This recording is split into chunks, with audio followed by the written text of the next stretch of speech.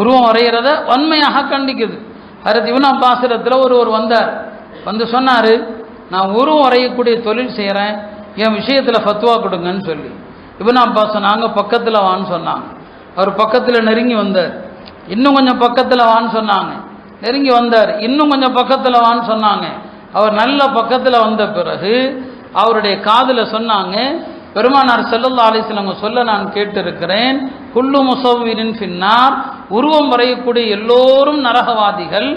உருவம் வரையக்கூடிய எல்லா நரகவாதிகள், அவன் எத்தனை உருவம் வரைந்தானோ எல்லா உருவங்களுக்கும் உயிர் கொடுக்கப்படும், அந்த உயிர்கள் அவனை நரகத்தில் துன்புறுத்தும் சொன்னான்.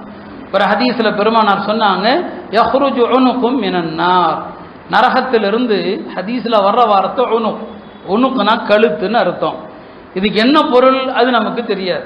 பெருமானார் சொன்னாங்க, நரகத்திலிருந்து ஒரு கழுத்து மாதிரி ஒன்று வெளியே வரும். அந்த கழுத்துக்கு 2 கண்கள் இருக்கும், அந்த கண்களால் அது பார்க்கும். அந்த கழுத்துக்கு கழுத்து மாதிரி ஒரு உருவம் வரும், அதற்கு 2 செவிகள் இருக்கும், அந்த செவிகளால் அது கேட்கும். அந்த கழுத்து மாதிரி தெரிகிற அந்த உருவம் இருக்கிறது, அதற்கு ஒரு நாவும் இருக்கும், அந்த நாவால் அது பேசும். அந்த கழுத்து மாதிரியான அந்த உருவம் சொல்லுமா, ஆனா உக்கில் துபி சலாசத்தின், அல்லாஹ் 3 பேரை தண்டிக்கிறதுக்காக என்னை நியமித்திருக்கிறான். 3 பேரை தண்டிக்கிறதுக்கு, அல்லாஹ்வோடு இணை வைத்தவர்களை தண்டிப்பதற்கு, உலகத்தில் மக்களை அநியாயம் செய்து கொடுங்கோல் ஆட்சி செய்த சர்வாதிகாரிகளை தண்டிப்பதற்கு. 3வது யார் தெரியுமா? யாரெல்லாம் உருவம் வரைந்தார்களோ அவர்களை தண்டிப்பதற்கு அல்லாஹ் என்ன நியமித்திருக்கிறான் என்று சொல்லி, விசாரணை ஆரம்பிக்கிறதுக்கு முன்னால 500 வருஷத்துக்கு முன்னால இந்த 3 பேரை நரகத்தில் போடப்படும். எப்படி சொர்க்கத்திற்கு சில பேர் விசாரணை இல்லாம போவாங்களோ, நரகத்திற்கு சில பேர் விசாரணை இல்லாம அனுப்பப்படுவாங்க.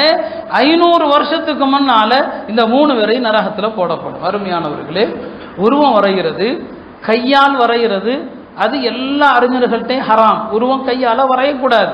இப்போ நம்ம பிள்ளைங்க ஸ்கூலில் படிக்கிறாங்கன்னா பாடத்திட்டம் கட்டாயம் நிர்பந்தம் என்று இருக்குமானால் ஒரு நிர்பந்தத்திற்கான சட்டம் வேற, வரைஞ்சுதான் ஆகணுங்கிற கட்டாயத்தில் செஞ்சால் அது வேறு விஷயம். ஆனால் எந்த நிர்பந்தமும் இல்லாமல் ஓவியம் வரைகிற கலையை படிக்கிறது ஹராம்.